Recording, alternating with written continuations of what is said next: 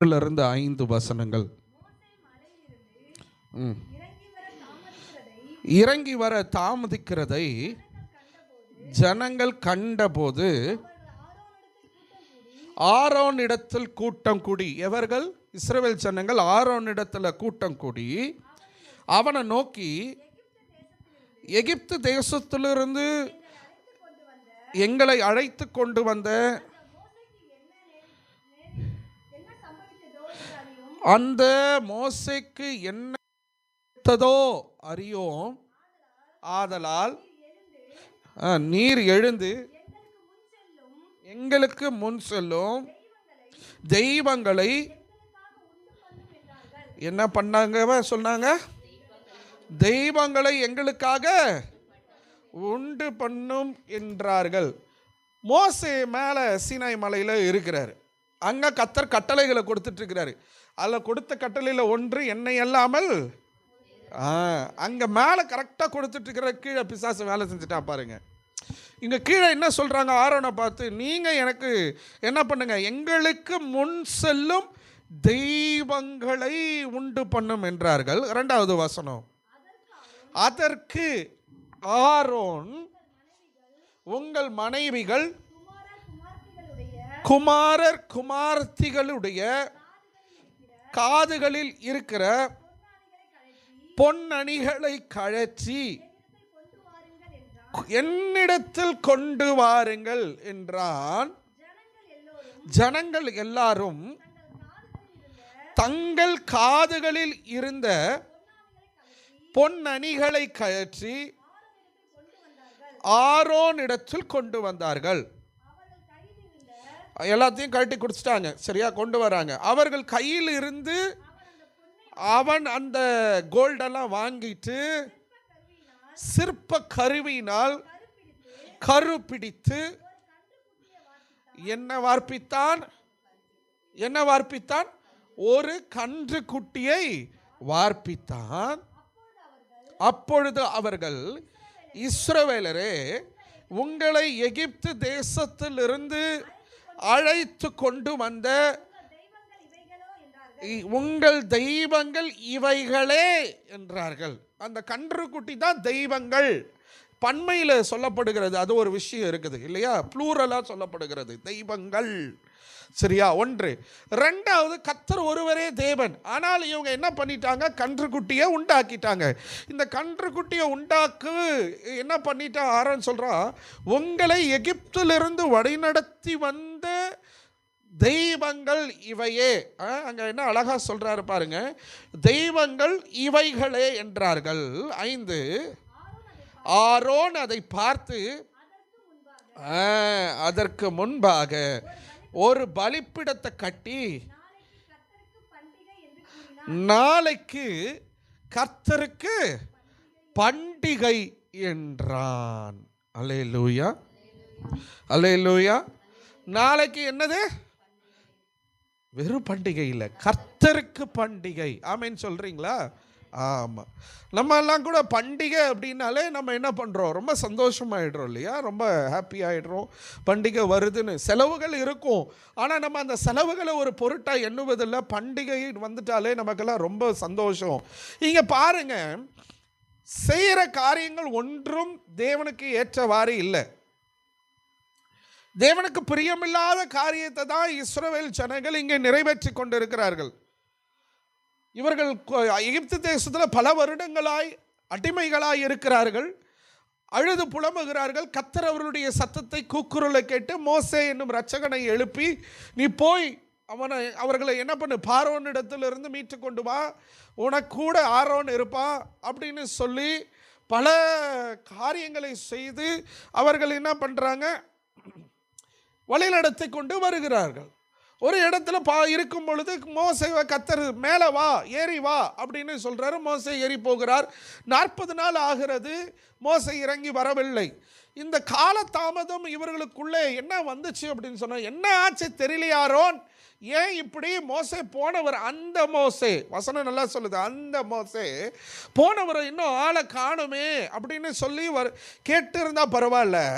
இவங்களே ஒரு ஆலோசனையை கொடுக்குறாங்க ஆரோன் கிட்ட, நீர் எங்களை முன் சென்று வழி நடத்தக்கூடிய தெய்வங்களை ஏற்படுத்து அப்படின்னு சொல்லி கேட்ட உடனே ஜனங்கள் அவ்விதமாய் கேட்கிறார்கள். அதை கேட்டு ஆரோனும் சுதாரித்துக் கொள்ளாமல், ஆசாரிய அபிஷேகத்தை பெற்ற ஆரோன் என்ன பண்றாரு, உங்கள் பொன் அணிகளை, மனைவி உங்கள் சகோதரி மாருங்க, உங்கள் பிள்ளைகள் போட்டு இருக்கிற பொன் அணிகளை, கோல்டு ஆர்னமெண்ட்ஸ் எல்லாம் கொண்டு வந்து கொடுங்க அப்படின்னு சொல்லி ஆரோன்னு சொல்றாரு. ஒருவேளை அவர் ஏன் சொன்னார்னா, ஒருவேளை கொடுக்க மாட்டாங்கன்னு நீ கேட்டாரோ என்னமோ தெரியல. ஆனால் இவங்க என்ன பண்ணிட்டாங்க, எல்லாத்தையும் கழட்டி கொடுத்துட்டாங்க.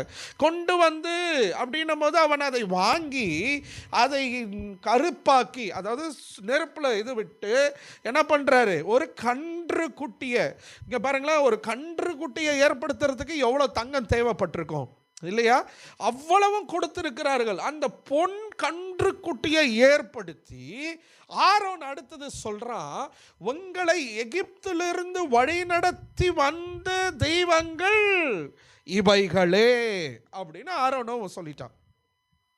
இப்போ அதுல கடைசி அந்த 5வது வசனம் சொல்றாரு பாருங்க, ஆரோன் அதை பார்த்து அதற்கு முன்பதாக ஒரு பலிப்பிடத்தை கட்டி, இப்போ அந்த பொன் கன்று குட்டியை ஏற்படுத்தினது ஒரு தவறு.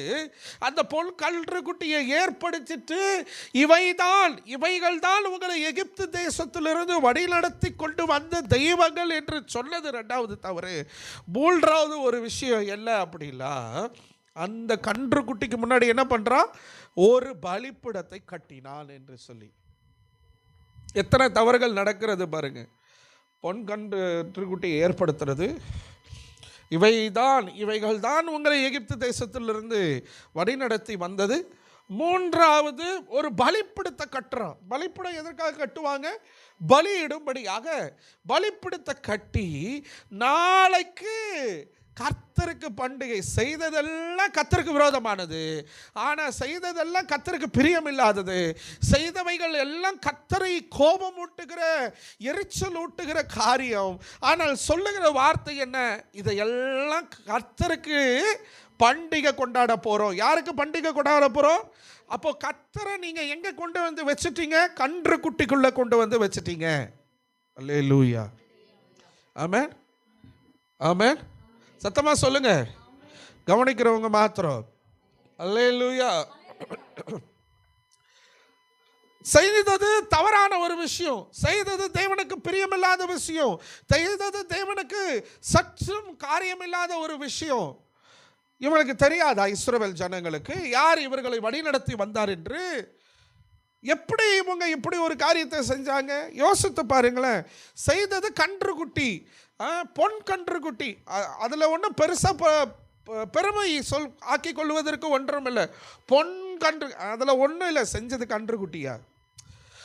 ஒரு பழமொழி சொல்லுவாங்கள்ல, பன்றிய குளிப்பாட்டி நடு வீட்டில் விட்டாலும் அது எங்கே போகுமா, சாக்கடைக்கு தான் போகும் இல்லையா? பன்றிய கழுவி சுத்தப்படுத்தி நடு ஹாலில் விட்டாலும் அது எங்கே போவோம், எங்கே சாக்கடை இருக்குதோ அதை தேடி தான் போகும். ஆண்டவர் அப்படிலாம் நம்மளை பார்க்கல. அந்த இஸ்ரவேல் ஜனங்களை ரொம்ப ரொம்ப சந்தோஷமாக ஆண்டவர் என்ன பண்ணார், அவங்க செய்த தவறுகள், குற்றங்கள், மீறுதல்கள் எல்லாவற்றையும் மறந்து, ஐயோ என் ஜனங்கள் அழுகிறார்களே, கூக்குரல் இடுகிறார்களே என்று சொல்லி மோசேவை அனுப்பி பார்வோனுடைய இருதயத்தை கடினப்படுத்தி தான் யார், தான் மகிமை என்னன்னு வெளிப்படுத்தி, எத்தனை செங்கடலை பிளந்து, எவ்வளவு மன்னாவை கொடுத்து, காடைகளை கொடுத்து, பகலிலே மேகஸ்தம்பமாய் மேகத்தூணாய் இருந்து, இரவில அக்கினி ஸ்தம்பமாய் குளிரும், அந்த காரியங்களை அவர்கள் சரீரத்தை சேதப்படுத்தாதபடிக்கு அக்கினியாய் இருந்து அவர்களை வழிநடத்தி கொண்டு வந்த கர்த்தருக்கு இவர்கள் என்ன சொல்லுகிறார்கள், பண்டிகை என்று சொல்லுகிறார்கள். ஆனால் செய்தது என்ன, பொன் கன்று குட்டியை உருவாக்கினார்கள். செய்தது என்ன, அவைகள் தான் உங்களை எகிப்து தேசத்திலிருந்து வழி நடத்தி வந்தது என்று சொன்னார்கள். செய்தது என்ன, கர்த்தருக்கு பண்டிகைன்னு சொல்லிட்டு பலிப்பிடத்தை கட்டி அதற்கு பலிகளை செலுத்தினார்கள், ஆர்ப்பரித்தார்கள். இவர்கள் கீழே ஆர்ப்பரிக்கிறத பார்த்துட்டு மேலே ஆண்டவர் என்ன சொல்றாரு, இதுதான் ரொம்ப ஹைலைட்டான விஷயம். எனக்கு அன்பான தேவ பிள்ளைகளே, இஸ்ரவேல் ஜனங்கள் எகிப்திலிருந்து விடுதலை பெற்றவங்க இவ்வளோ விஷயங்களை ஆண்டவர் 40 நாட்கள் மலையில் மோசை கூட பேசிட்டு இருக்கும்போது இவர்கள் இவ்வளவு மோசமான ஒரு விஷயத்தை இவர்கள் செய்து விட்டார்கள். அந்த கண்ணுக்குட்டி அப்படின்றது ஏதோ வெறும் சிலை அப்படின்னு நீங்கள் நினச்சிடக்கூடாது. ஒரு சிலை தானே செஞ்சாங்க, அதில் என்ன தவறு இருக்குது? நெவர். அதனுடைய நோக்கம் என்ன? கர்த்தரை அதுக்கு சமமாக பண்ணிட்டாங்க. சிலையே செஞ்சுட்டா பரவாயில்ல, அது சும்மா செய்தாங்கன்னா கூட பரவாயில்ல. இப்போ நம்ம வீட்டில் சில ஸ்டாச்சுஸ் பொம்மைகள் எல்லாம் வைக்கிறோம்ல, ஒன்று பிளாஸ்டிக்லையோ இல்லை இரும்புலையோ ஏதோ ஒரு பொம்மை இருக்குது. ஆனால் அந்த பொம்மை தான் கர்த்தர்ன்னு நம்ம என்ன பண்ணிட முடியாது, சொல்ல முடியாதுல்ல. அந்த நோக்கம் தவறாயிடுச்சு. யோசித்து பாருங்க. யாராவது ஒருத்தர் வாசிங்க எசேக்கியேல் தீர்க்க தரிசன புத்தகம் 14 அதிகாரம் 13வது வசனம். எசேக்கியேல் 14 அதிகாரம் 3வது வசனம், verse 3. மனுபுத்திரனே, என்னங்க? மனுஷர் நரகலான விக்கிரகங்களை தங்கள் இருதயத்தின் மேல் நாட்டி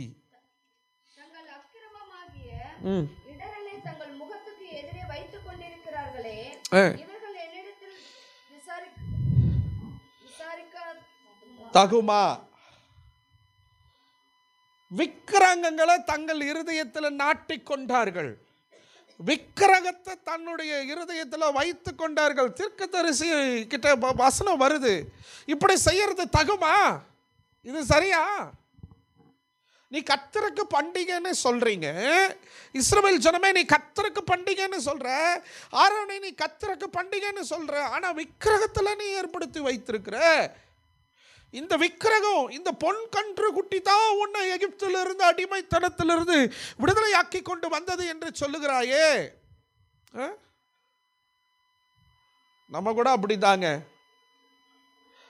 நம்ம கூட அப்படிதான். நான் கிறிஸ்துவன் என்று சொல்லுகிறோம், நான் விசுவாசி என்று சொல்லுகிறோம், ஆனால் நம்ம கிட்ட நிறைய கன்றுக்குட்டிகள் இருக்கிறது. நிறைய கன்றுக்குட்டிகளை ஏற்படுத்தி வச்சிருக்கிறோம், நம்ம செய்து வச்சிருக்கிறோம். நான் ஆண்டவருடைய பிள்ளைன்னு சொல்றோம், நான் இதெல்லாம் செய்ய மாட்டேன்னு சொல்றோம், ஆனா நம்ம கன்றுக்குட்டியை வச்சிருக்கிறோம். நமக்குள்ள நிறைய கன்றுக்குட்டிகள் எழும்பி கொண்டு தான் இருக்கிறது. நான் பைபிள் வாசிக்கிறேன், நான் ஜெபிக்கிறேன், நான் கர்த்தருடைய பிள்ளையா இருக்கிறேன்னு நம்ம நல்லா சந்தோஷப்படுறோம். நம்ம மற்றவங்களுக்கு முன்னாடி நம்ம அப்படி தான் காண்பிக்கிறோம். நான் ஒரு ஊழியக்காரன், நான் ஒரு விசுவாசி, நான் ஒரு கிறிஸ்துவ குடும்பத்தை சேர்த்தவன், நான் அபிஷேகம் பெற்றவர், நான் ஆண்டவருடைய பிள்ளைன்னு நம்ம சொல்லுகிறோம். ஆனால் நமக்கு முன்பதாக பல கன்றுக்குட்டிகளை ஏற்படுத்தி வைத்திருக்கிறோம். இஸ்ரவேல் ஜனங்க ரொம்ப கேஷுவலாக சொல்கிறாங்க. எவ்வளோ பெரிய தவறான ஒரு விஷயத்தை செஞ்சுட்டு, எவ்வளோ பெரிய குற்றத்தை செஞ்சுட்டு, எவ்வளோ பெரிய மோசமான ஒரு காரியத்தை செஞ்சுட்டு கன்றுக்குட்டியை ஏற்படுத்திட்டு சொல்கிற வார்த்தை என்ன? கர்த்தருக்கு பண்டிகை, கர்த்தருக்கு பண்டிகை. நானும் நீங்களும் எப்படி இருக்கணும் அப்படின்னா, கர்த்தருக்குரியவர்களாகி தான் இருக்க வேண்டும். முதல்ல கிறிஸ்தவர்கள் என்று சொன்னாலே இவர்கள் பொய் சொல்ல மாட்டார்கள், கிறிஸ்தவர்கள் என்று சொன்னாலே இவர்கள் திருட மாட்டார்கள், எப்பா அவங்க கிறிஸ்டின்ப்பா, அவங்க அதெல்லாம் செய்ய மாட்டாங்கப்பா அப்படின்ற ஒரு சாட்சி இருந்தது. ஆனால் இன்றைக்கு அந்த சாட்சிகள் இல்லை. இன்னைக்கு சபைக்குள்ள எல்லாமே வந்துருச்சு, கிறிஸ்தவத்துக்குள்ள எல்லாமே வந்துருச்சு. சபைக்குள்ள விபச்சாரம் வந்துருச்சு, சபைக்குள்ள ஊழல் வந்துருச்சு, சபைக்குள்ள மாய்மலை வந்துருச்சு, சபைக்குள்ள இன்னைக்கு உலக கேடான விஷயங்கள் வந்துவிட்டது, பாரம்பரியம் வந்துவிட்டது, சபைக்குள்ள உலக கலாச்சாரங்கள் வந்துவிட்டது, சபைக்குள்ள எல்லா மோசமான காரியங்களும் வந்துவிட்டது. ஆனால் நான் என்ன சொல்லுகிறேன்? நான் கர்த்தரை ஆராதிக்கிறேன். நீங்களும் நானும் அப்படிதான் செஞ்சுட்டு இருக்கிறோம். கர்த்தருக்கு பண்டிகைன்னு சொல்லிட்டு நம்ம என்ன பண்ணிட்டு இருக்கிறோம்? நிறைய தவறான விஷயங்களை செஞ்சுட்டு இருக்கிறோம். நான் பைபிள் வாசிக்கிறேன், நான் பல மணி நேரம் உபவாசம் இருக்கிறேன், நான் ஜெபம் பண்றேன் அப்படின்னு சொல்றோம். ஆனா நம்ம கிட்ட இன்னும் கன்றுக்குட்டிகள் எழுப்பி கொண்டு இருக்கிறது, செஞ்சு வச்சுட்டு இருக்கிறோம் முன்னாடி. நான் சொல்ல மாற்றை மாத்திரம் நான் குறிப்பிட்டு காமிக்க விரும்புகிறேன். நீங்கள் யோசித்து பாருங்களேன். யாராவது ஒருத்தர் வாசிங்களேன். எபேசியரின் நிருபம் 4ஆம் அதிகாரம், எபேசியர் 4ஆம் அதிகாரம் 22வது வசனத்தை வாசிங்க.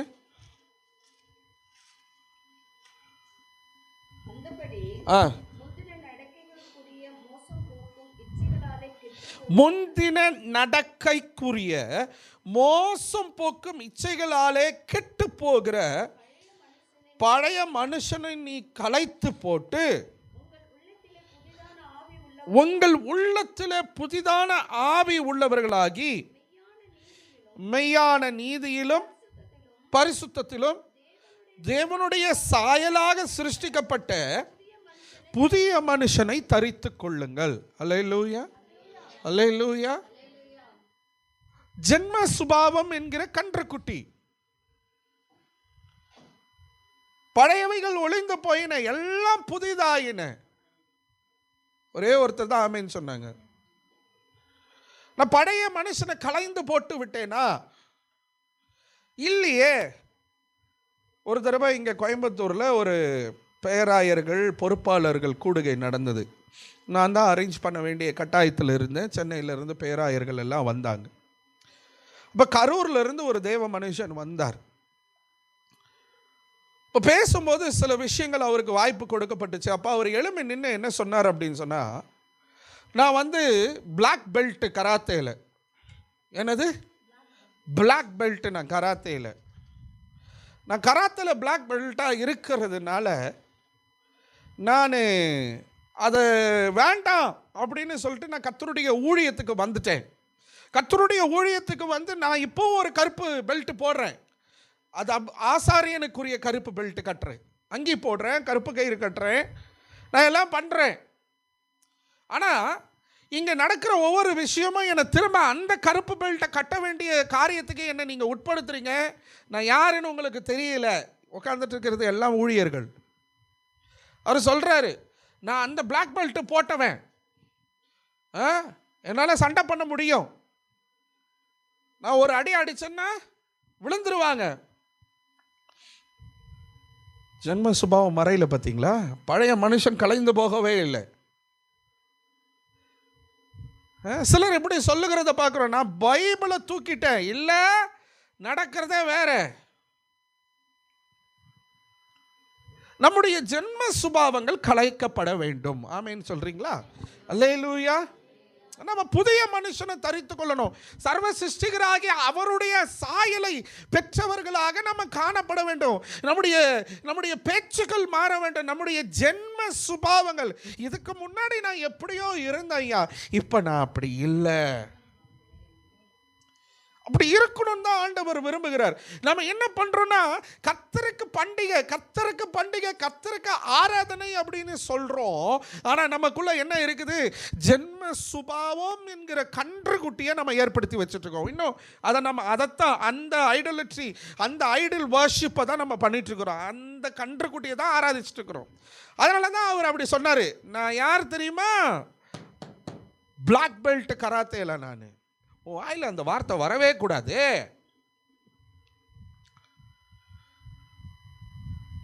வேதாகமத்தை கையில எடுக்கிறதுக்கு முன்னாடி நீங்களும் நானும் எப்படியோ இருந்திருக்கலாம். நான் பைபிளை கையில தூக்கிட்டோம். நான் ஆண்டவருடைய பிள்ளை, நான் இஸ்ரவேல், நான் அபிஷேகம் பெற்றவன் என்று சொன்ன பிறகு நீங்களும் நானும் எப்படி காணப்படணும்னு ஆண்டவர் விரும்புகிறாரு அப்படின்னா, புது மனுஷனா. அல்லேலூயா.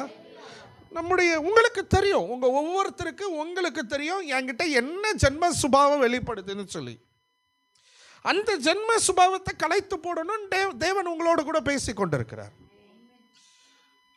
நீ அப்படியே இருக்கக்கூடாது. இன்னும் நீங்க அந்த பழைய காரியங்கள் நம்ம இடத்துல காணப்படக்கூடாது. எனக்கு அன்பான தேவ பிள்ளைகளே, ஆமென் சொல்றீங்களா? கன்றுக்குட்டியை ஏற்படுத்தி வச்சுக்கிறோம். இன்னும் நம்ம சண்டை போட்டு தான் இருக்கிறோம். இன்னும் நம்ம பிரச்சனைகளை உருவாக்கிட்டு தான் இருக்கிறோம். இன்னும் நம்ம நான் யாரு அப்படி சொல்லிட்டே தான் இருக்கிறோம். நம்ம சிந்தனைகளில் அப்படி தான் இருக்கிறது. ஒருவேளை சிலர் வெளியே சொல்லாமல் இருக்கலாம். சிலரை குறித்து இன்னைக்கு காலையில் கூட நான் யோசித்து பார்த்தேன். இப்படிலாம் இவங்க செய்வாங்களா? இப்படி இவங்க இந்த காரியத்தை செஞ்சாங்க. அப்படின்னு யோசிச்சு பார்க்குறேன். அவ்வளவு கர்த்தருக்கு பக்தி வைராக்கியமாக இருந்தவங்களே இப்படி ஒரு சுபாவம் அவங்களிடத்துல காணப்பட்டு இப்படி விழுந்து போயிட்டாங்களே அப்படின்னு சொல்லி யோசித்து பார்க்கும்போது நம்ம நிதானிக்க வேண்டிய கட்டாயத்துக்குள்ளே இருக்கிறோம். நம்ம என்னன்னா, ஐயோ ஆண்டவரே, நான் ஜாக்கிரதையாக இருக்கணும். கொஞ்ச நாட்களாக யூடியூப்பை ஓப்பன் பண்ணாலே பயங்கரமாக இருக்குது, பயமாக இருக்குது. ஊழியர்கள் எதிலையாவது மாட்டுவாங்களா, யூடியூப்ல போட்டு விட்டுறலாம். ஒரு தேவ மனுஷன் செய்த காரியத்தை கண்டம் பண்ண ஒண்ணுமே செய்யாத தேவ மனுஷனுடைய போட்டோவை போட்டு இது பண்ணி விட்டாங்க. அவர் செய்யலன்னு தான் சொல்றாங்க, ஆனா அவர் போட்டோ எதுக்கு போடணும்? இன்னைக்கு ரொம்ப கஷ்டங்க. கிறிஸ்தவ சமுதாயத்தை, கர்த்தருடைய பிள்ளைகளை பிசாசு எப்படியாவது வெளியரங்கமாக்கிடணும். எந்த விஷயத்துல? தவறான பாதையில் இவங்களை ஒன்றும் இல்லாமல் பண்ணிடணும். ரொம்ப ஜாக்கிரதையாக இருக்கணும். முந்த நாள் சாயந்தரம் நினைக்கிற அருமையான மனோஜ் அண்ணனை எனக்கு கூப்பிட்டாங்க ஒரு காரியமாக, வேதாகம கல்லூரியை குறித்து சில காரியங்கள் பேசும்படியாக. அப்போ சில விஷயங்களை நான் இங்கே நடக்கிற, கோயம்புத்தூரில் நடக்கிற சில விஷயங்களை நான் ஷேர் பண்ணேன். ரொம்ப ஜாக்கிரதையாக இருக்கணும், ரொம்ப ஜாக்கிரதையாக இருக்கணும். இது ஏதோ ஊழியக்காரர்களுக்கு அப்படின்னு எடுத்துக்காதீங்க. ஊழியக்காரர்களுக்கு மாத்திரமல்ல, உங்களுக்கும் தான். உங்களை பல கண்கள் பார்த்து கொண்டு இருக்கிறது. ஆண்டவருடைய பிள்ளைகள், கர்த்தருடைய பிள்ளைகள், விசுவாசிகள், ஆண்டவருடைய ரத்தத்தினாலே கழுவப்பட்டு இருக்கிறீங்க, மீட்கப்பட்டு இருக்கிறீங்க. இவங்கெல்லாம் ஏசப்பா ஏசாமியை கும்பிடுறவங்க அப்படின்ற ஒரு முத்திரை குத்தப்பட்டு இருக்கிறது. அந்த முத்திரையை காத்து கொள்ளுகிறவர்களாய் நீங்கள் காணப்பட வேண்டும். கன்றுக்குட்டியை முன்னாடி வச்சிடாதீங்க. உங்க ஜென்ம சுபாவத்தை விட்டுருங்க. ரெண்டாவது ஒரு விஷயம் வாசிங்களேன். மத்தேயு சுவிசேஷ புத்தகம் 15வது அதிகாரம் 8வது வசனம். மத்தேயு 15:8. இந்த ஜனங்கள் தங்கள் வாயினால் என்னிடத்தில் சேர்ந்து தங்கள் உதடுகளினால் என்னை கனம் பண்ணுகிறார்கள், அவர்கள் இருதயமோ எனக்கு தூரமாய் விலகி இருக்கிறது. அப்படின்னா என்னங்க? தங்கள் வாயினால, தங்கள் உதடுகனால தான் இந்த ஜனங்க என்னை ஆராதிக்கிறாங்க, என்னை தேடுறாங்க, என்னை சேவிக்கிறாங்க. அவர்களுடைய இருதயமோ என்னை விட்டு தூரமாக இருக்கிறது. என்ன கவனிக்கிறவங்க மாத்திரம் ஆமென் சொல்லுங்க. அல்லேலூயா. அப்படின்னா என்ன? கர்த்தர் யாரு? அவர் பரிசுத்தர், சேனைகளின் கர்த்தர் பரிசுத்தர். அவர் ஆராதிக்கிற பிள்ளைகளும் பரிசுத்தமாக இருக்க வேண்டும் என்று தேவன் விரும்புகிறார்.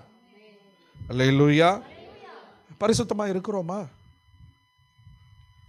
வாயினால, உதட்டினால தான் நம்முடைய ஆராதனைகளும் நம்முடைய தேடுதலும் நம்முடைய தொழுது கொள்ளுதலும் இருக்கிறது தவிர, நம்ம எல்லாம் இங்கே தான் இருக்கிறோம், நம்ம சரீரம் இங்கே தான் இருக்கிறது, நம்முடைய சிந்தனைகள் இங்கே தான் இருக்கிறது. ஆனால் நம்முடைய இருதயங்கள், ஆண்டவரே சொல்றாரு, இவர்களுடைய இருதயமோ என்னை விட்டு விலகி தூரமாய் இருக்கிறது.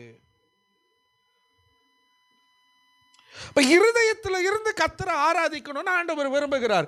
இருதயத்திலிருந்து கர்த்தரை தேடணும்னு ஆண்டவர் விரும்புகிறார். எனக்கு அன்பான தேவ பிள்ளைகளே, நம்ம சும்மா மேலோட்டமா கர்த்தரை தேடுகிறவர்களாய் அல்ல. எத்தனை பேர் ஆமென்னு சொல்றீங்க?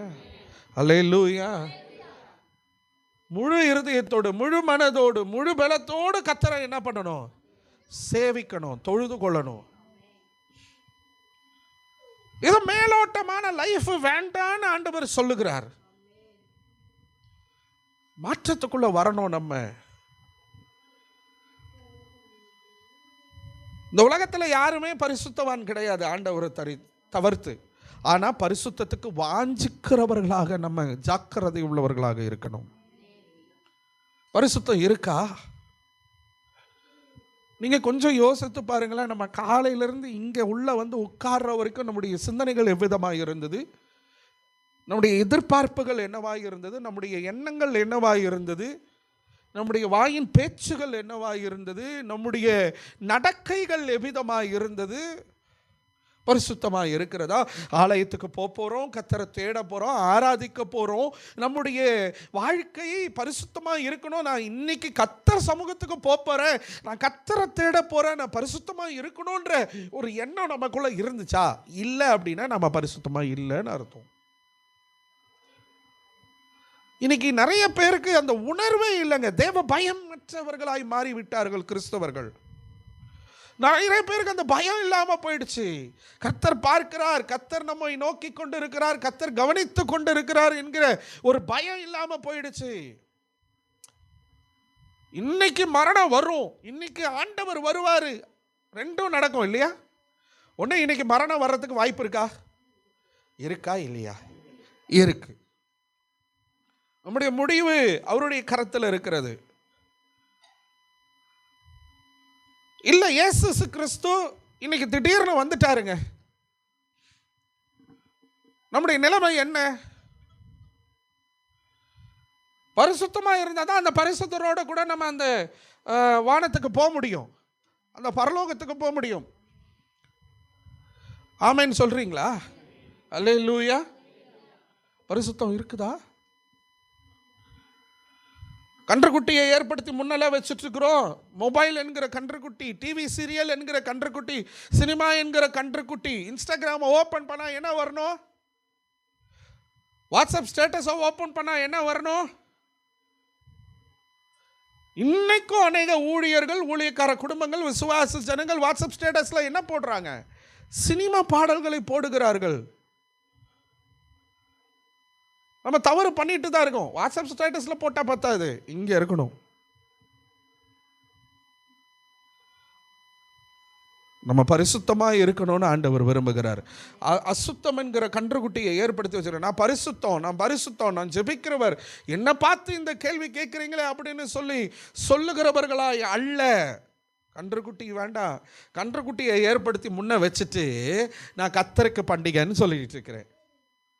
கன்றுக்குட்டியை ஏற்படுத்தி முன்ன பரிசுத்தம் இல்லாத அசுத்தமான காரியங்களை எனக்குள்ள வச்சுக்கிட்டு கர்த்தரை விட்டு தூரமாக நின்றுட்டு என்ன சொல்கிறேன்? கர்த்தருக்கு பண்டிகை என்று சொல்லி கொண்டிருக்கிறேன். மூணாவது வாசிங்க, மத்தேயு 6ஆம் அதிகாரம் 24ஆம் வசனம்.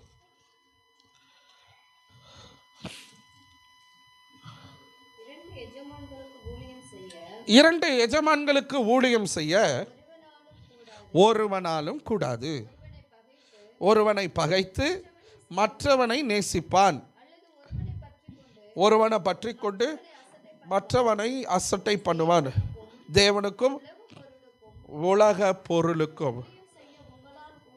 உலக பொருளுக்கும் ஊழியம் செய்ய உங்களால் கூடாது. அல்லேலூயா. சத்தமா சொல்லுங்க. இந்த வசனத்தின் கடைசியில் ஆண்டவருடைய வார்த்தை வருகிறது. தேவனுக்கும் உலகத்துக்கும் அப்படின்னு சொல்லப்படலை, உலக பொருளுக்கும். ஃபேன் ஆன் பண்ணி விடு. தேவனுக்கும் உலக, என்ன கவனிக்கிறவங்க? பண ஆசை, பணம் பணம் பணம் பணம் நமக்கு வேண்டாம். பணம் தேவைத்தான், வாழ்க்கைக்கு தேவைத்தான், வாழ்வாதாரத்துக்கு தேவைதான் பணம். ஆனால் ஆசை இருக்கக்கூடாது, பேராசை இருக்கக்கூடாது. கோயம்புத்தூரில் நடக்கிற ஒவ்வொரு விஷயம், திருச்சபைகளுக்குள்ள, ஊழியர்களுக்குள்ள, விசுவாசிகளுக்குள்ள நடக்கிற ஒவ்வொரு விஷயத்தையும் பார்த்தா ரொம்ப கஷ்டமாக இருக்குது, வேதனையாக இருக்கிறது, பயமாகவும் இருக்கிறது. கருப்பு பணம்லாம் வச்சுட்டு இருக்காங்களாம் ஊழியக்காரங்க.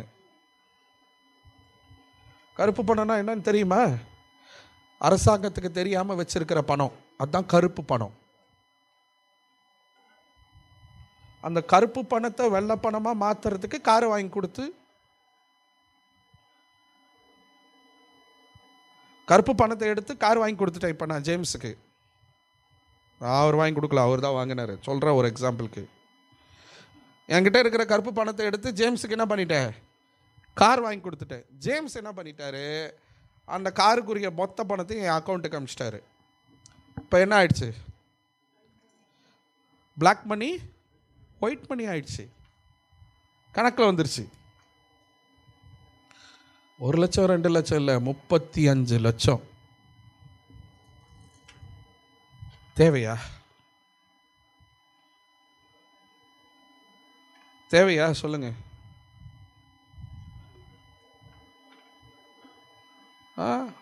எப்படி இருக்கும் பாருங்களேன். பண ஆசை ஊழியக்காரர்களை கூட விடல. பணம் பணம் பணம் பணம். நான் சொல்கிறேன், பணம் நமக்கு தேவை தான். ஆனால் பணம் பேராசையாக மாறிடக்கூடாது.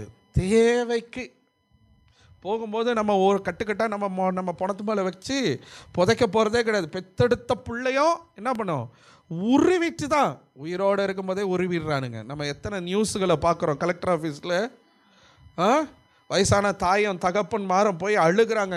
பையன், பெத்தெடுத்த பையன் எங்களை சொத்தை வாங்கிட்டு வீட்டை விட்டு எங்களை துரத்திட்டான் ஐயா, பெத்தெடுத்த பிள்ளை எங்களை துரத்திருச்சு ஐயா. எனக்கு அன்பான தேவ பிள்ளைகளே, உங்கள் பிள்ளைகளையும் பிள்ளைகளின் பிள்ளைகளையும் நம்பி வாழாதீர்கள், கர்த்தரை நம்பி வாழுங்க. நீங்கள் வச்சிருக்கிற பணத்தை ஒரு நாள் பிடுங்கிடுவாங்க. அதனால் தேவைக்கு மட்டும் வச்சுக்கிங்க.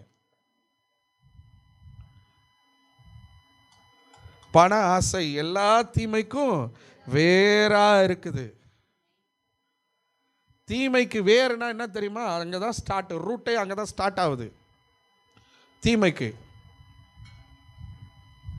கொஞ்சமாக இருந்துட்டா பிரச்சனை இல்லைங்க. கன்றுக்குட்டியை ஏற்படுத்திடாதீங்க. அளவாக இருந்தால் போதும் போதும். இன்னைக்குரியதை கர்த்தர் சந்திக்கிறாரா? போதும்.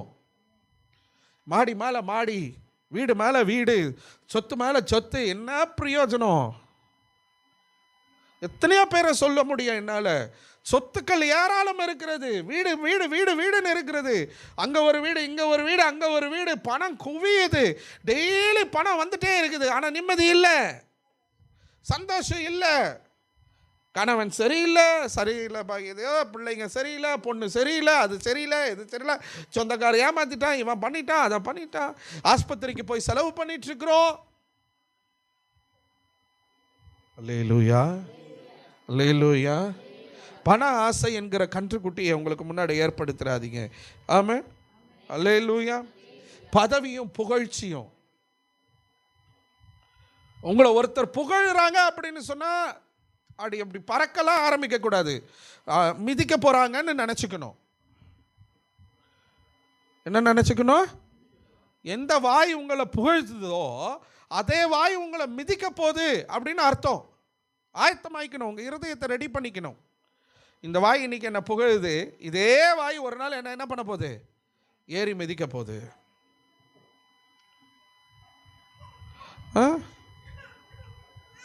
வாசிங்க எபேசியர் நிருபம் 4:31.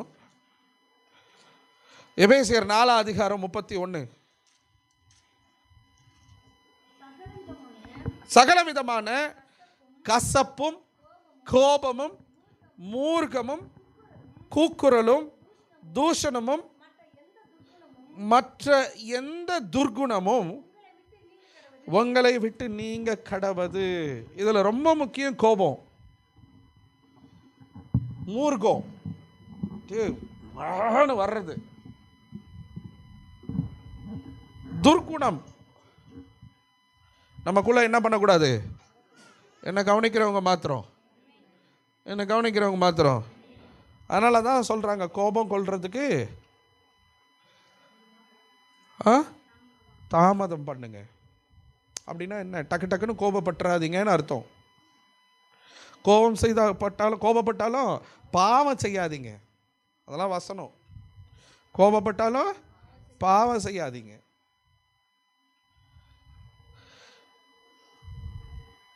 கோபம் என்கிற கன்றுக்குட்டியை ஏற்படுத்தி வச்சிருக்கிறோம். மன்னிக்காத குணம் என்கிற கன்றுக்குட்டியை ஏற்படுத்தி வச்சிருக்கிறோம். பொறாமை. ஒருத்தர் ஒன்று வாங்கிட்டாங்கன்னா அப்பா நம்ம படுறோமே. ஒரு தடவை உங்களுக்கு நான் இந்த பிரசங்கித்த ஞாபகம் இருக்குதா? வன்கண் பொறாமை. வன்கண் வேறு, பொறாமை என்பது வேறு. சொல்லி கொடுத்துருக்கிறேனா? தெரியுமா? ஜேம்ஸ் கார் வாங்கிட்டாரு. நானும் அவரை போல அல்லது அவரை விட ஒரு கார் நான் வாங்கணும்னு நினைக்கிறது பொறாமை. நானே வாங்கலை, ஜேம்ஸ் கார் வாங்கிட்டார் அப்படின்னு நினைக்கிறது வன்கண். அந்த கார் அவருக்கு இருக்கக்கூடாது அப்படின்னு நான் நினச்சேன்னா அது வன்கண். அந்த ஆசீர்வாதம் அவரை விட்டு போகிற அளவுக்கு நான் நினைக்கிறது. அவர் வாங்கிட்டார், நானும் வாங்கணும்னு நினைக்கிறது பொறாமை. ஜேம்ஸ் எல்லாம் கார் வாங்கிட்டாரு. யோசித்து பாருங்களேன். நான் இன்னும் செய்திக்குள்ளே போல, உங்களுக்கு சும்மா அவுட்லைன் காமிச்சிட்டு இருக்கிற உலக ஆசை இதெல்லாம் கன்று குட்டிங்க. வாசிங்க யாத்திராகமத்தின் புத்தகம் 32ஆம் அதிகாரம்.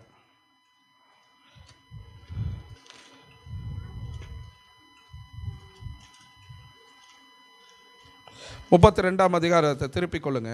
6வது வசனத்தை வாசிங்க. மறுநாள் அவர்கள் அதிகாலையில் எழுந்து யாருக்கு? பொன் கன்று குட்டிக்கு என்ன பண்றாங்க?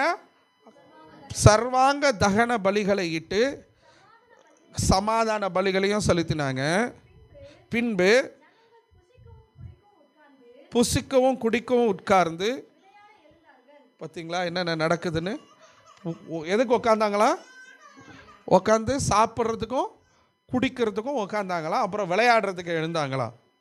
பார்த்தீங்களா? 7வது வசனம் பாருங்க. அப்பொழுது கர்த்தர் மோசேயை நோக்கி, நீ இறங்கி போ. இந்த வசனத்தை கொஞ்சம் நல்லா கவனிங்க. நீ எகிப்து தேசத்திலிருந்து நீ நடத்தி கொண்டு வந்த உன் ஜனங்கள் தங்களை கெடுத்து கொண்டார்கள். ஏங்க நான் ஒரு கேள்வி கேட்கட்டுமா? யார் நடத்தினா? இஸ்ரவேல் ஜனங்களை நடத்தி கொண்டு வந்தது யாரு? இஸ்ரவேல் ஜனங்களை எகிப்திலிருந்து வழி நடத்தி கொண்டு வந்தது யாரு? கர்த்தர். ஆனால் இப்போ அதே கர்த்தர் மோசே கிட்ட மேலே சொல்கிறாரு, இவங்க கீழே இந்த வேலையை பண்ணிட்டு இருக்கிறாங்க, மலைக்கு கீழே பாளையத்தில் மேலே. கர்த்தர் மோசையை பார்த்து சொல்கிறாரு, நீ நடத்தி கொண்டு வந்த இந்த ஜனங்கள். ஏன் அப்படி சொல்கிறாரு? இப்போ மோசே திரும்ப கர்த்தரை கேள்வி கேட்கலாமா? என்ன ஆண்டவரே, நீ என்ன காமிச்சு கொடுக்குறீங்க? நீங்கள் தானே வழியில் நடத்திட்டு வந்தீங்க. அல்லேலூயா. மோசே அதை பேசவே இல்லை. ஏன் பேசல அப்படின்னா, மோசே கர்த்தர் ஏன் இப்படி சொல்றாருன்னு நல்லா புரிஞ்சுக்கிட்டாரு. என்னடா இது, கர்த்தர் தானே இஸ்ரவேல் ஜனங்களை வழியில் நடத்திட்டு வந்தாரு, என்கிட்ட சொல்லி அவர் தானே நடத்திட்டு வந்தாரு, இப்போ நீ வழி நடத்தினேன்னு சொல்றாரே அப்படின்னா, அந்த அளவுக்கு ஏதோ ஒன்று நடந்திருக்குது, நமக்கு தெரியல. ஆண்டவர் இப்படி சொல்றாருன்னா ஏதோ விஷயம் இருக்குது, சம்திங் ஏதோ நடந்திருக்குது அப்படின்னு சொல்லிட்டு மோசே தெரிஞ்சுக்கிட்டாரு. அது என்ன நடந்துச்சுன்னு நமக்கு தெரியும். கீழே என்ன பண்ணிட்டாங்க? கர்த்தரை தூக்கி போட்டுட்டு கர்த்தருக்கு பண்டிகைன்னு சொல்லிட்டு கன்றுக்குட்டியை ஏற்படுத்திட்டாங்க. அந்த வசனத்தில் பாருங்க, உன் ஜனங்கள் தங்களை, இப்போ நீ நடத்தி கொண்டு வந்தன்னு சொன்னாரா, அடுத்தது உன் ஜனங்கன்னு சொல்லிட்டாரு. மொனன்னு என்கிட்ட ஃபோன் பண்ணி முந்தின நாள், உன்னுடைய பைபிள் காலேஜ் சப்ஜெக்ட்ஸ் தலைப்புகள்லாம் எனக்கு அனுப்பி கொடு அப்படின்னு கேட்டார். ஏங்கண்ணா அப்படின்னு கேட்டேன். கொஞ்சம் நல்லா பேசுவேன், நான் ஃப்ரீயாக பேசுவேன், அதனால் தைரியமாக கேட்டேன். மற்றவங்களாம் கேட்க மாட்டாங்க. அவர்கிட்ட நான் கேட்டுட்டேன், ஆனால் என்னண்ணா அப்படின்னு கேட்டேன். அதுக்கு அவர் பதில் சொன்னார், இல்லை நான் பிடிஹெச் நடத்தலாமா அப்படின்னு கேட்டார். என்னது பிடிஹெச் நடத்தலாமான்னு கேட்டார். ஆனால் என்னென்ன சொல்கிறீங்க, உங்ககிட்ட படித்து தான் நான் இன்றைக்கி பிடிஹெச் பிடி எம்டிஹெச்லாம் நான் டீச் பண்ணிகிட்ருக்கிறேன்.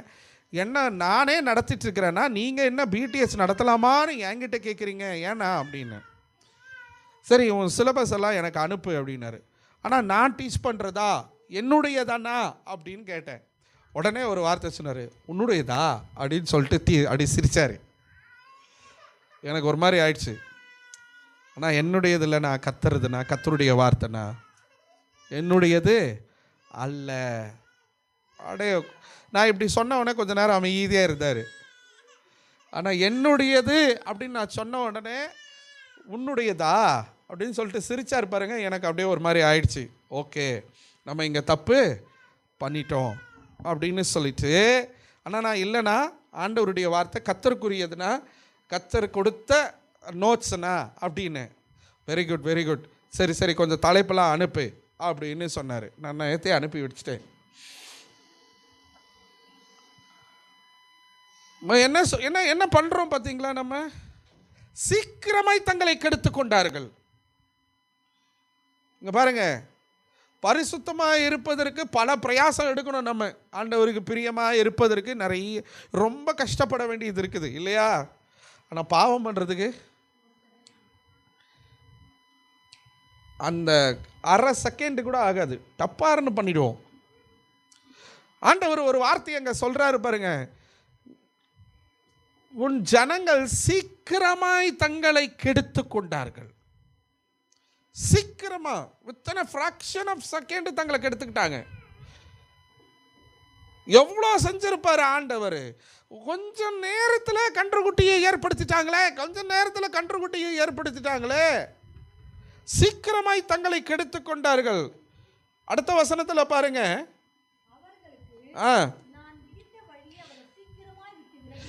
தங்களை கெடுத்து கொண்டார்கள், சீக்கிரமாய் வழியை விட்டு விலகினார்கள். அதை பணிந்து கொண்டு அதற்கு பலியிட்டு, இஸ்ரவேலரே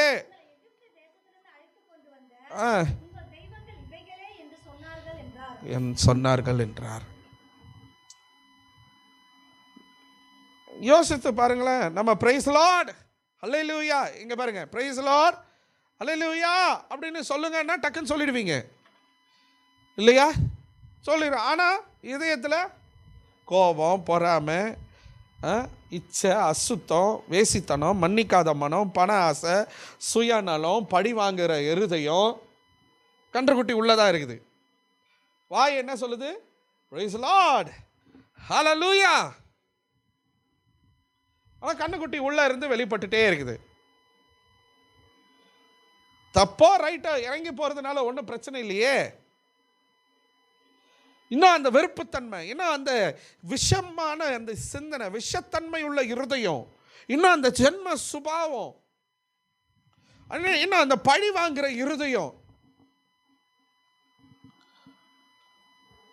மேட்டிமை, தலைகணம், பொறாமை, கோபம், எரிச்சல், மற்றவங்க நல்லா இருக்கக்கூடாது. வாயில சொல்ற வார்த்தை என்ன? கர்த்தருக்கு பண்டிகை, அல்லேலூயா. நம்ம செய்து கொண்டு இருக்கிறோமா இல்லையா? 1 சாமுவேல் புத்தகம் 15 அதிகாரம் 22வது வசனத்தை வாசிங்க. 1 சாமுவேல் 15 அதிகாரம் 22 வசனம்.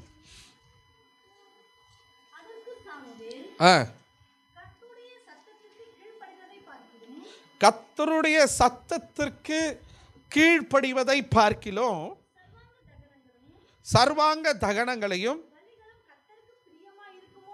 கர்த்தருக்கு பிரியமாய் இருக்குமோ, பலியை பார்க்கிலும் கீழ்ப்படிதலும் ஆட்டு கடாக்களின் நினத்தை பார்க்கிலும் செவி கொடுத்தலே உத்தமம். அல்லேலூயா அல்லேலூயா. சவுல் என்ன பண்ணிட்டாரு?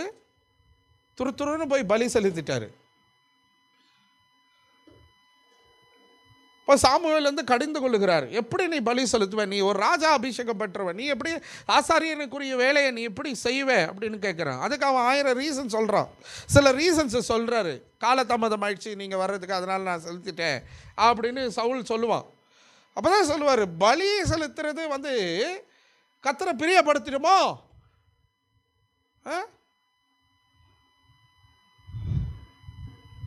நீ பலி செலுத்தின கர்த்தருக்கு கீழ்ப்படிய வேண்டிய விஷயத்தில் நீ கீழ்ப்படியிலையே, நீ இதை செய்யக்கூடாதுல்ல. நீ யாரை கிட்ட செஞ்ச? யாரை கிட்ட நீ பலி செலுத்தின? பலியை பார்க்கிலும் கீழ்ப்படிதல் நல்லது, உத்தமம். எது உத்தமம்? கீழ்ப்படுகிறது. இங்க வந்து நீங்களும் நானும் கர்த்தரை ஆராதிக்கலாம், தொழுது கொள்ளலாம், ஸ்தோத்திர பலிகளை இடலாம். ஒரு தேவ மனுஷன் இவ்விதமாய் சொன்னார், நான் ரொம்ப ஆண்டவரே, நான் குப்பை, நான் தூசி ஆண்டவரே, நான் ஒண்ணுமே இல்லை ஆண்டவரேன்னு ஒரு அம்மா ஜெபம் பண்ணுச்சா. அந்த அம்மா ஜெபிக்கும் போது யாருமே கூட ஸ்தோத்திரம் எதுவுமே சொல்லலையா. ஈவன் பாஸ்டர் கூட அமைதியாக இருந்தாராம். ஏன் அப்படின்னா, அந்த அம்மா வாயில தான் அப்படி சொல்லுது, ஆனால் அதனுடைய ஜீவியத்தில் சபைக்கு உள்ளேயும் சரி சபைக்கு வெளியிலையும் சரி அந்த அம்மாவுக்கு பயங்கரமான பெருமை. சபையிலே அதுக்கு முதன்மை கொடுக்கணும். உண்மையாக நடந்த சம்பவம் ஒரு தேவ மனுஷன் என்கிட்ட ஷேர் பண்ணார்.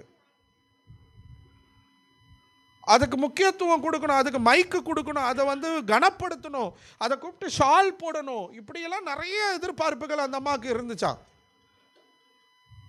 யாருமே ஸ்தோத்திரம் சொல்லலையே. ஆனால் ஜெபத்தில் அப்படியே தங்களை வாயின் வார்த்தைகளினால, நான் குப்பை ஆண்டவரே, நான் தூசி ஆண்டவரே, நான் அப்படி ஆண்டவரே, எப்படி ஆண்டவரேன்னு சொல்லி கன்றுக்குட்டி உள்ளதான் இருக்குது. கன்றுக்குட்டி உள்ளதான் இருக்குது. யோசித்து பாருங்களேன்.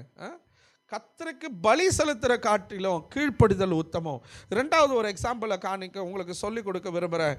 அப்போஸ்தலர் 5ஆம் அதிகாரத்தில் அனனியா சப்பிரால் எல்லாரும் தங்களுடைய சொத்துக்களை விற்று பேதுரு அப்போஸ்தலனுடைய பாதத்தில் கொண்டு வந்து விற்று அதை சமமாய் பகிர்ந்து வாழ ஆரம்பித்தாங்க. ரொம்ப மகிமையான நாட்கள் அந்த நாட்கள். எல்லாரும் தங்களுடைய சொத்துக்களை விற்று அதனுடைய பணங்களை காரியங்களை கொண்டு வந்து ஊழியக்காரனாகிய பேதுருனுடைய பாதத்தில் அப்போஸ்தலனுடைய பாதத்தில் வச்சாங்க. அதை என்ன பண்ணாங்கன்னா, எல்லாருக்கும் சமமாய் பங்கிட்டு கொடுத்து எல்லாரும் சுகமாய் வாழ ஆரம்பித்தார்கள். அனனியா சப்பிரால் என்ன பண்ணாங்க, விற்றாங்க. ஆனால் ஒரு பங்கை எடுத்து வீட்டில் வச்சுட்டு பேலன்ஸை கொண்டு வந்து அப்போஸ்தலனுடைய பாதத்தில் வச்சாங்க. அப்போ பேதுரு கேட்குறாரு அனனியா கிட்ட, எல்லாத்தையும் வித்துட்டியா? எல்லாத்தையும் வித்துட்டேன். எல்லாத்தையும் கொண்டு வந்துட்டியா? எல்லாத்தையும் கொண்டு வந்துட்டேன். டபார்னு விழுந்தது அடி, கர்த்தருடைய அடி. செத்து போயிட்டான். இவனை கொண்டு போய் அடக்கம் பண்ணுங்கன்னாங்க. அடக்கம் பண்ணாங்க. மனைவி வரா, என் கணவனை காணோன்னு. எங்கே என் கணவன்? சரி, நீ என்னம்மா, நீயும் உன் கணவனும் எல்லாத்தையும் வித்துட்டீங்களா? எல்லாத்தையும் விற்றோம். அப்படியே எடுத்துகிட்டு வந்து கர்த்தர் சமூகத்தில் வச்சுட்டிங்களா? எல்லாத்தையும் என் கணவர் எடுத்துகிட்டு வந்துட்டாரு. போ, உன் புருஷன் செத்த இடத்துல பக்கத்தில் இடம் இருக்குது அப்படின்னு பேதுரு தைரியமாக சொல்கிறாரு. அந்த அம்மாவும் செத்து போகுது, கொண்டு போய் புதைச்சிடுறாங்க. யோசித்து பாருங்க, கர்த்தருக்கு காணிக்க கொடுத்துட்டா மட்டும் பத்தாது. நான் எவ்வளோ தசம்பாக கொடுக்குறேன், நான் எவ்வளோ கொடுக்குறேன், அப்படி கொடுக்குறேன், இப்படி கொடுக்குறேன். கர்த்தர் காணிக்கையை பார்ப்பதில்லை, கர்த்தர் உங்கள் இருதயத்தை தான் பார்க்குறாரு. அல்லேலூயா. கன்றுக்குட்டி ஏற்படுத்திடாதீங்க.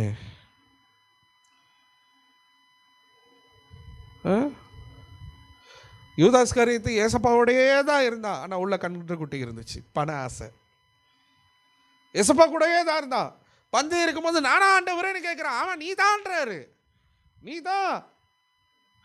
அப்போவாது மாறி இருக்கணும்ல. இந்த சிலர் காரில் பார்த்தீங்கன்னா பின்னாடி என்ன எழுதிருப்பாங்க, my boss is Jewish carpenter. என்னுடைய தலைவர் ஒரு யூத தச்சன். யார்? இயேசு கிறிஸ்துவை. அது ஒரு ட்ரெண்டிங்கான ஒரு வேர்டிங். முன்னே, இப்போ இல்லை, முன்னே அதை ட்ரெண்டிங்காக எழுதுவாங்க நிறைய பேர். நான் கூட முதல்ல ஸ்ப்ளெண்டர் பைக் வாங்கும் போது அந்த முன்னாடி அந்த இதில் எழுதி வச்சுருந்தேன், my boss is a Jewish carpenter அப்படின்னு சொல்லி. என் தலைவர் ஒரு யூத தச்சன் அப்படின்னு சொல்லி. இப்படி நம்ம காரில் நிறைய வசனங்களை போட்டுக்கலாம். காருக்குள்ளே சினிமா பாட்டு ஓடிட்டுருக்கோம் ஆடியோவில். காருக்கு வெளியில் என்ன இருக்கு? வசனம் இருக்கிறது. காருக்குள்ள என்ன ஓடிட்டு இருக்குது? கன்றுக்குட்டி ஓடிட்டு இருக்கிறது.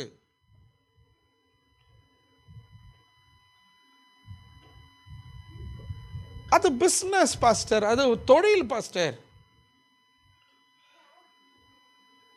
சரி, பேசஞ்சர்ஸ் கேட்டாங்க, நான் போட்டு விட்டேன். நான் அதை கூட சரி ஏற்றுப்பேன். சரி, பேசஞ்சர்ஸ் வராங்க கேட்குறாங்க, போட்டு விட்டோன்னு. நம்மால் கூட சேர்ந்தெல்லாம் பாட்டு பாடிட்டு இருக்கோம். ஸ்டேட்டஸில் சினிமா பாட்டு. காருக்கு வெளியில் வசனம், காருக்குள்ள கன்றுக்குட்டி. சிலர்லாம் வீட்டில் இந்த குருத்தொலை ஞாயிற்கு கொடுக்குற சிலுவை, ஓலை சிலுவை இருக்கும்ல, அது இன்னும் வீட்டில் வச்சுருப்பாங்க. சிலர்லாம் வீட்டுக்கு வெளியில் சர்ச்சில் சிலுவை போட முடியாது, புடிதோ முடியலையோ, வீட்டுக்குள்ளே ஒரு சிலுவை இருக்கும், கழுத்தில் பெருசாக சிலுவையை போட்டுப்பாங்க, சிலுவை தொங்கும், ஆனால் உள்ள கன்றுக்குட்டி.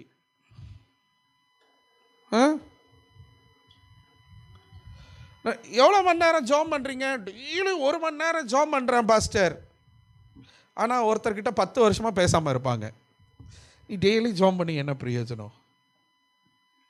10 வருஷம் ஒருத்தர்கிட்ட நீ பகைமையை வச்சிட்ருக்கிறிய, நீ மன்னிக்கலையே, கன்றுக்குட்டியை ஏற்படுத்திட்டியா? என்னை கவனிக்கிறவங்க மாத்திரம் அல்லேலூயா.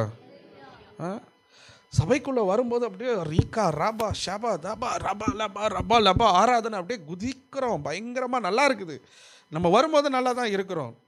ஆனால்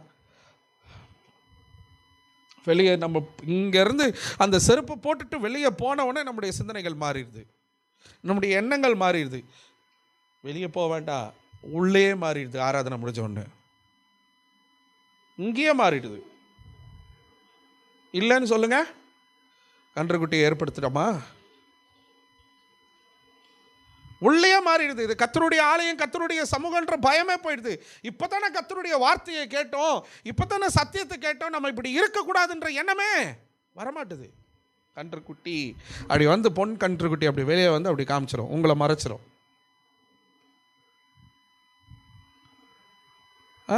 ஆனால் நம்ம சொல்றது என்ன? கர்த்தருக்கு பண்டிகை, கர்த்தருக்கு ஆராதனை. என் இதயத்தில் கர்த்தர் இடத்தை பிடிச்சிருக்கிறாரா? என் இதயத்தில் கர்த்தர் இருந்தாருன்னா கன்றுக்குட்டி வெளியே வராது. ஏன் கன்றுக்குட்டி வெளியே வராதுன்னா உள்ள கர்த்தர் இருக்கிறார், கன்றுக்குட்டி இல்லை. ஆமீன் வரல பார்த்தீங்களா?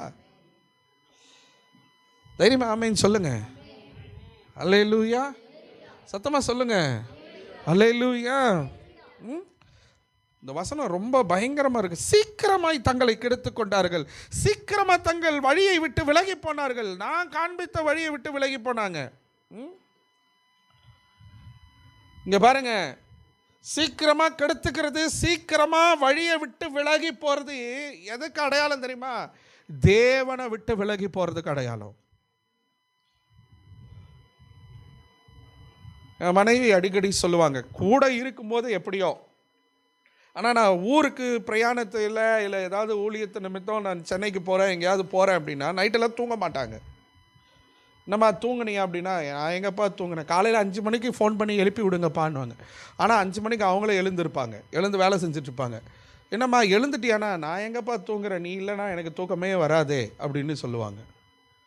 ஏன்? கூட இல்லைன்னா அந்த கஷ்டம் தெரியுது. கர்த்தர் இருக்கிறாரா? கர்த்தர் இருக்கிறாரா? கட்டின மனைவியோ கட்டின புருஷனோ நம்ம கூட பக்கத்தில் இல்லைன்னா நைட்டு தூக்கம் வரமாட்டுது. ஆண்டவர் என் கூட இருக்கிறார் என்ற உணர்வு நமக்கு இல்லை. கன்றுக்குட்டி முன்னாடி வந்து நிற்கிது.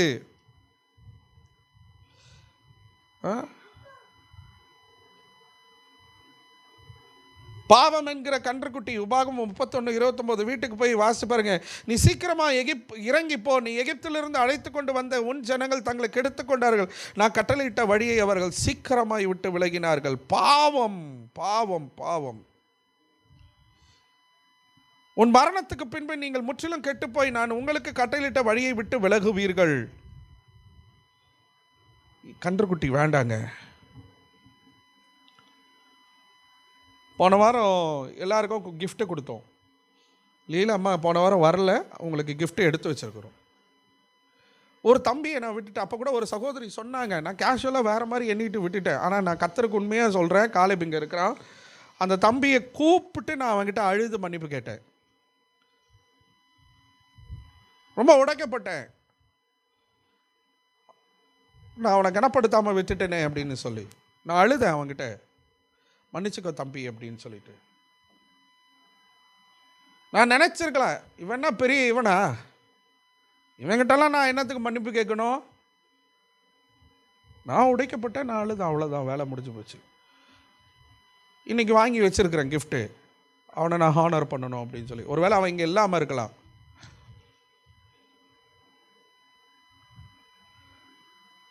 கத்தரு நான் இதை யார்கிட்டயும் சொன்னால் கூட நீங்கள் எதுக்கு மன்னிப்பு கேட்குறீங்க? மிஸ்டேக்ஸ் நடக்கும். அடுத்த வாரம் கூப்பிட்டு கிஃப்ட்டை கொடுங்க. இது எதுக்கு மன்னிப்பு கேட்குறீங்கன்னு எனக்கு ஆலோசனை கொடுக்குறவங்க இருக்கிறாங்க. ஆனால் நான் உடைக்கப்பட்டேன், நான் மன்னிப்பு கேட்டேன். நம்மக்கிட்ட அந்த இருதயம் காணப்படுதா? உயர்ந்தவர்களோ தாழ்ந்தவர்களோ, வயது முதிர்ந்தவர்களோ வயது சிறியவர்களோ நம்மக்கிட்ட இருக்குதா? மாறணும். ஆமேன்னு சொல்லுங்களேன். கர்த்தருக்கு பண்டிகைன்னு சொல்லிட்டு கன்றுக்குட்டியை ஏற்படுத்திட கூடாது. அல்லேலூயா, அல்லேலூயா, அல்லேலூயா. எந்த சூழ்நிலையிலையும் யாரையும் எதையும் விக்கிரகமாக மாற்றிடாதீங்க. எதையும் நிறைய வசனங்கள் இருக்கிறது. நான் அதெல்லாம் சொல்லிகிட்டே இருந்தேன், போயிட்டே இருக்கும். யாரையும் எதையும் விக்கிரகமாக மாற்றிடாதீங்க.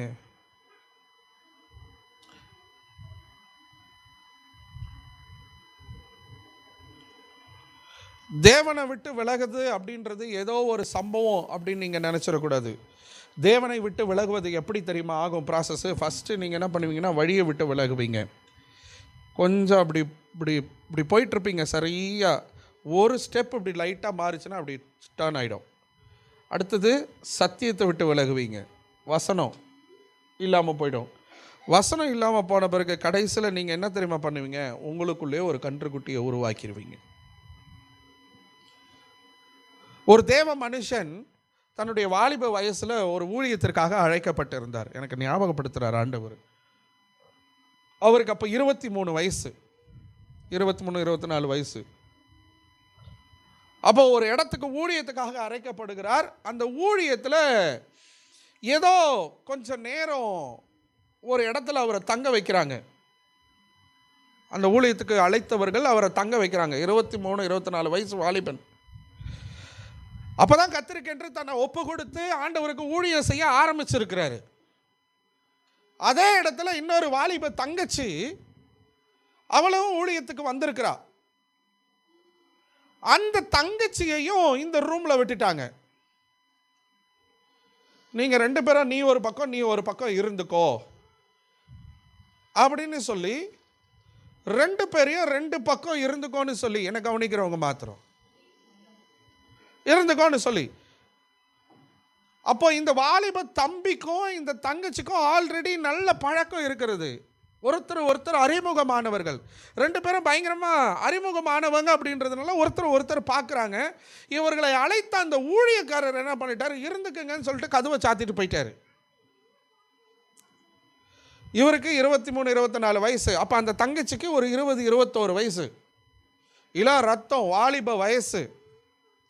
கதவை சாத்திட்டு போயிட்டாங்க. 2 பேர் மாத்திரம் ரூம்குள்ளே இருக்கிறாங்க. எப்படி இருக்கும்? இருதயம் என்ன போராடணும்னு நீங்கள் யோசிச்சு பாருங்க. எதுக்கு போராடும்? பிசாசை கட்டாயம் கிரியை செய்வானா? அந்த தங்கச்சிக்கு நார்மலாக இருந்துச்சு. இந்த அண்ணனுக்கு, இந்த ஊழியக்காரருக்கு கிட்டு ஆட ஆரம்பிச்சிருச்சு. பயம், தேவ பயம். உள்ள என்னென்னமோ தோண ஆரம்பிக்குது. தனியாக ஒரு பொண்ணு நம்ம கூட இருக்கிறா. ஓடி வந்து கதவை டபால் டபால் டபால் டபால் தட்டுறாரு. கதவை தரங்க, கதவை தரங்க, கதவை தரங்கன்னு. ஒரு செகண்ட் அங்கே நிற்கல. யாராவது கதவை தரங்க. அந்த தங்கச்சி சொல்றா, இருக்கட்டும் பிரதர் இருக்கட்டும், ஏன் அப்படி தட்டுறீங்க, என்ன ஆச்சு? இல்லை இல்லை இல்லை வேண்டாம், கதவை தரங்க, கதவை தரங்க, கதவை தரங்க. இவர்களை அழைத்த ஊழியக்காரர் ஓடி வருகிறார். மேலே ஓடி வந்து கதவை திறந்து என்னப்பா ஆச்சுன்னா ஒரே ஓட்டம் ஓடினார். இன்னைக்கு அவருக்கு நிறைய வயசாயிடுச்சு. ஒரு ஊருக்கு பிரசங்கிக்கும்படியாக ஒரு திருச்சபைக்கு அழைக்கப்பட்டு இருந்தார். ரீசண்டாக அந்த சர்ச்சில் போயிட்டு ஒரு பிரசங்கம் பண்ணும்பொழுது அங்கே ஒரு கை குழந்தையோடு ஒரு தங்கச்சி, ஒரு சகோதரி வந்து சாட்சி சொல்ல ஆரம்பித்தார்களாம். சாட்சி சொல்லும்போது, இங்கே இன்றைக்கு பிரசங்கிக்க வந்திருக்கிற இந்த தேவ மனுஷனை இத்தனை ஆண்டுகளுக்கு முன்பதாகவே எனக்கு நல்லா தெரியும்.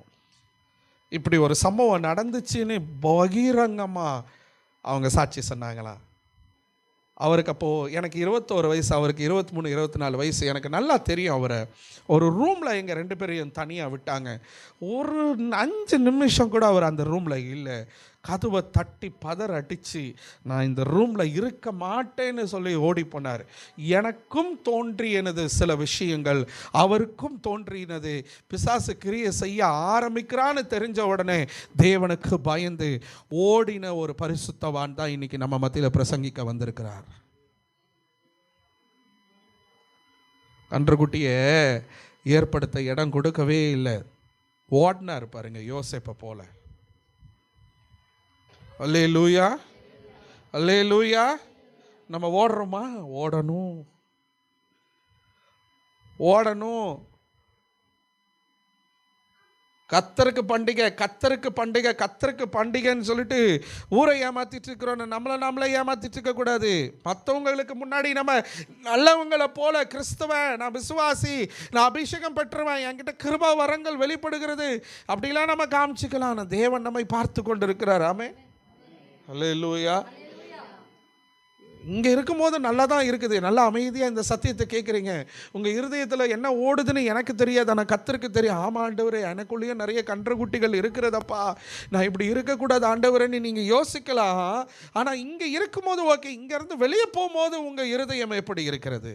தேவனுக்குள்ள அல்லது உங்கள் இருதயத்துக்குள்ள ஆண்டவர் இருக்கிறாரா, அல்லது உங்கள் இருதயம் ஆண்டவரை விட்டு விலகி தூரமாக இருக்கிறதா?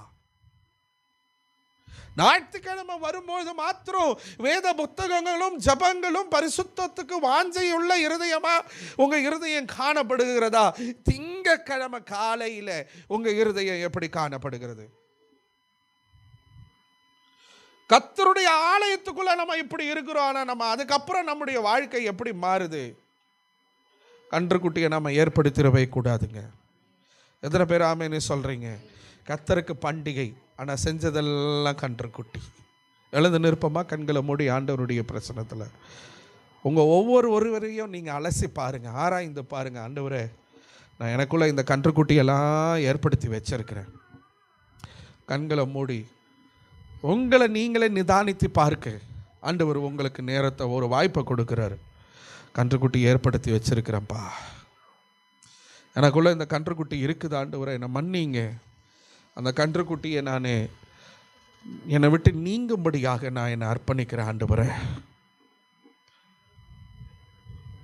ஞாயிற்றுக்கிழமை ஓய்வு நாள் ஆராதனைக்கு வராமல் நீ மற்றதுக்கு முக்கியத்துவம் கொடுக்குறன்னா நீ கன்றுக்குட்டியை ஏற்படுத்திட்டு இருந்தால் அர்த்தம். ஊழியக்காரங்கிட்ட நீங்கள் 1000 சாக்கு போக்குகளை சொல்லலாம், ஆனால் தேவனுக்கு முன்னாடி நீ சொல்லவே முடியாது. நீ கன்றுக்குட்டியை ஏற்படுத்திட்ட.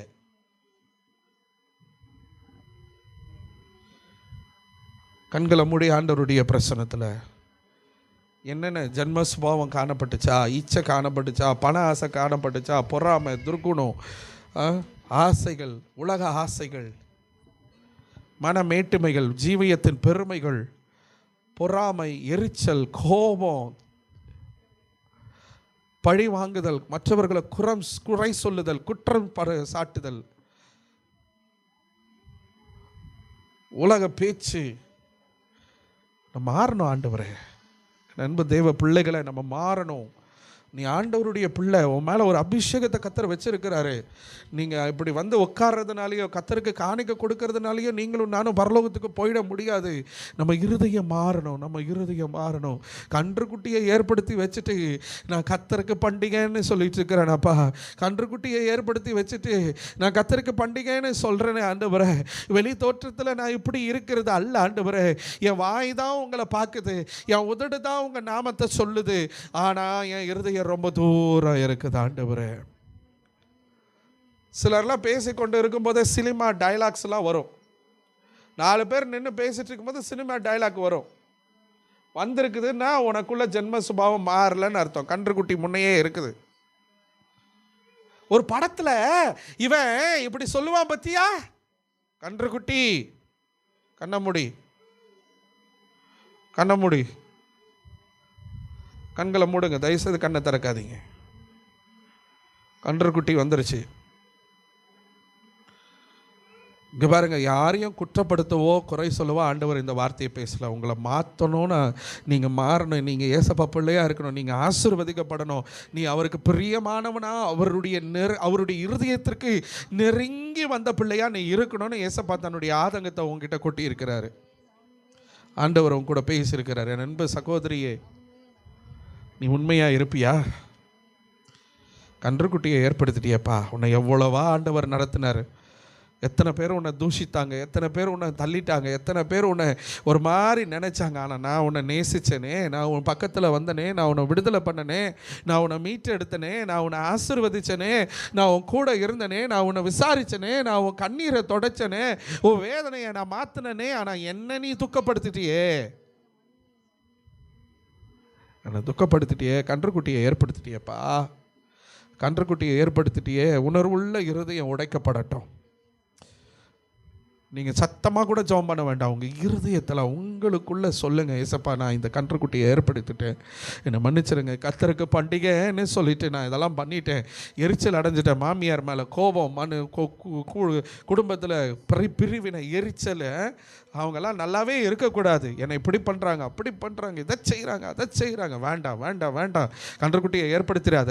இன்றைக்கி விட்டுக்கொடு ஆண்டவருடைய சமூகத்தில். என்னை மன்னிச்சிருங்கப்பா, என்னை மன்னிச்சிருங்கப்பா. நான் கன்றுக்குட்டியை ஏற்படுத்திட்டேன் ஆண்டவரே, நான் கன்றுக்குட்டியை ஏற்படுத்திட்டேன், என்னை மன்னிங்க ஆண்டவரேன்னு சொல்லுங்கள். என் அன்பு சகோதரியே, சகோதரா, ஆண்டவர் உனக்கு ஒரு வாய்ப்பை கொடுக்குறாரு. கன்றுக்குட்டியை ஏற்படுத்திடாத. உன் பிள்ளைகளுக்கு நீ ஆண்டவருடைய வார்த்தையை சொல்லிக் கொடுக்குறியா? நீ எதை சொல்லிக் கொடுக்குற? நான் கன்றுக்குட்டியை ஏற்படுத்திட்டேனே, கன்றுக்குட்டியை ஏற்படுத்திட்டேன் ஆண்டவரே. மொபைல் ஃபோனை கொடுத்து கண்டதை என் பிள்ளைகளை பார்க்க வச்சு, என் பிள்ளை அதை செய்யுது இதை செய்யுதுன்னு உலக காரியங்களுக்கு என் பிள்ளைய வாழ்க்கையில் நான் கன்றுக்குட்டியை ஏற்படுத்தி வச்சுட்டேனே ஆண்டவரே, என்னை மன்னிங்கப்பா. நான் அன்னைக்கு கண்டிக்காமல் போனதான் இன்றைக்கி என் பிள்ளையினுடைய வாழ்க்கையில் எவ்வளோ பிரச்சனை, எவ்வளோ போராட்டம். ஆண்டவரே, பாவத்தில் விழுந்து கிடக்குறாங்கப்பா. என் குடும்பம் ஆசீர்வதிக்காமல் போனதுக்கு காரணம் நான் தான் ஆண்டவரே. நான் கன்றுக்குட்டியை ஏற்படுத்திட்டேன் ஆண்டவரே, என்னை மன்னிங்கப்பா. நான் கன்றுக்குட்டியை ஏற்படுத்திட்டேன் ஆண்டவரே. கர்த்தருக்கு பண்டிகைன்னு சொல்லிட்டு நான் கன்றுக்குட்டியை ஏற்படுத்திட்டேன் ஆண்டவரே. மன்னிங்க மன்னிங்க மன்னிங்க. உங்களுக்கு ஒரு 30 வினாடிகள் கொடுக்க போகிறேன். எல்லாரும் அமைதியாக இருங்க. உங்கள் இருதயத்தில் மாத்திரம் உங்கள் பாவங்களை எல்லாம் சொல்லுங்கள். அதுதான் கன்றுக்குட்டி. கண்ணை மூடி. பக்கத்தில் இருக்கிறவங்களுக்கு கேட்க வேண்டாம். உன் இருதயம் தேவனுக்கு சமீபமாயாக வாரட்டும். உன் இருதயம், நீ ரொம்ப தூரம் போயிட்டப்பா இளையகுமாரனை போல. நீ ஆண்டவருக்கு நெருங்கி வரணும்னு விரும்புகிறாரு. ஏசப்பாவுக்கு கேட்கட்டும். நீ என்னென்ன கன்றுக்குட்டியை ஏற்படுத்தி வச்சுருந்தியோ அதெல்லாத்தையும் நான் தூக்கி போடுறேன். அதெல்லாம் உடைக்கப்படட்டும். நீ கன்றுக்குட்டியை ஏற்படுத்தினது மாத்திரமல்ல, அதுக்கு நீ பலி செலுத்தினேன். இப்படி சொன்னேன், இந்த கன்றுக்குட்டி தான் என்னை வழி நடத்துச்சு. ரெண்டாவது, அதுக்கு பலிப்படுத்த கட்டினேன். அடுத்தது பலிகளையும் செலுத்தினாய்.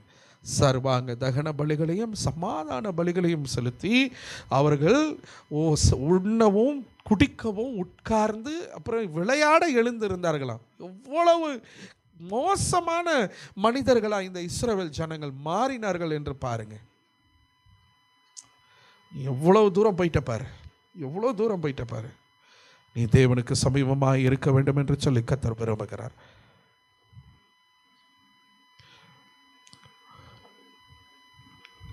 ஆண்டவர் விரும்புகிறார். ஆண்டவரே, என்னை அர்ப்பணிக்கிறேன்ப்பான்னு சொல்கிறீங்களா? எத்தனை பேர் சொல்கிறீங்க? நான் கன்றுக்குட்டியை ஏற்படுத்த மாட்டேன். என் சுபாவம் மாறட்டும், என் பேச்சு மாறட்டும், என் துர்க்குணம் மாறட்டும், என் சிந்தனை மாறட்டும், என் வழி விலகி போகிற காரியம் எனக்குள்ளே இருக்குதப்பா. நான் உங்கள் வழியில் நடக்க விரும்புகிறேன் ஆண்டவரே. என்னை மன்னிச்சிருங்க ஆண்டவரே. உமக்கு பிரியமானதை செய்ய எனக்கு கிருபை தாங்கப்பா. எனக்கு கற்றுத்தாங்க ஆண்டவரே. என்னை கைட் பண்ணுங்க ஆண்டவரே. நான் கர்த்தருக்கு பண்டிகைனா கர்த்தருக்கு பண்டிகை. எனக்குள்ள மாயமாலம் இல்லை, எனக்குள்ள அசுத்தம் இல்லை, எனக்குள்ள ஏமாற்றுதல் இல்லை, எனக்குள்ள உமக்கு பிரியமில்லாத காரியம் இல்லைப்பா. என்னை மன்னிச்சிருங்க. உடைக்கப்பட்டவர்களை நான் பார்க்கணும் ஆண்டவரே.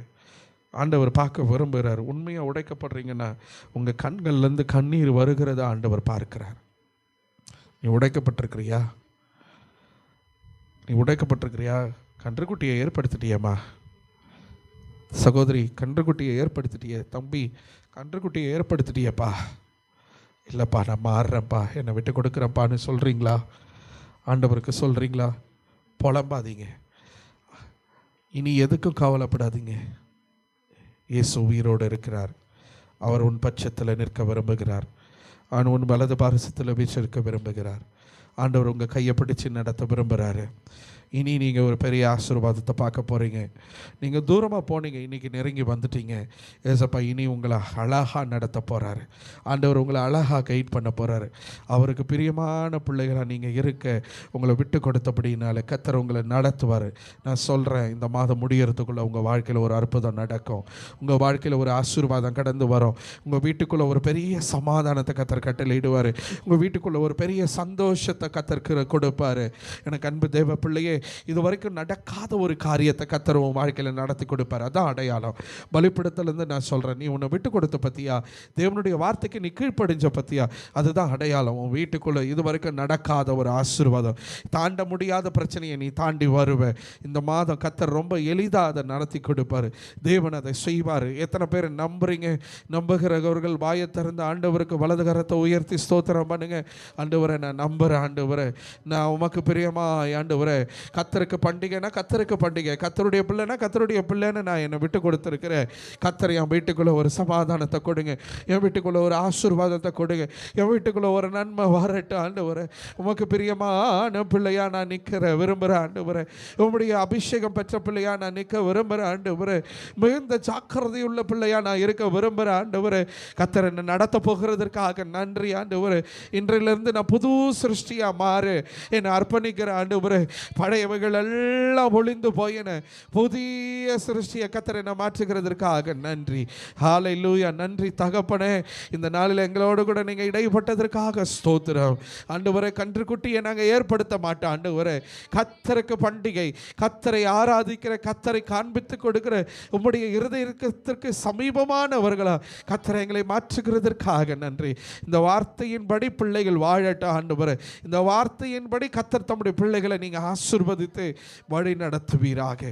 ஒவ்வொருவருடைய வாழ்க்கையிலே கர்த்தர் கூட இருங்கப்பா. கர்த்தர் கிருபைகளை கொடுங்க ஆண்டவரே, கரம் எடுத்து நடத்துங்க ஆண்டவரே, வழி விலகாதபடிக்கு கர்த்தர் கூட இருந்து நடத்துவீராக. இயேசுவின் நாமத்தில் ஆசீர்வதித்து ஜெபிக்கிறேன். ஜெபம் கேளுங்க நல்ல பிதாவே, ஆமென். அமர்ந்து கொள்ளுங்க.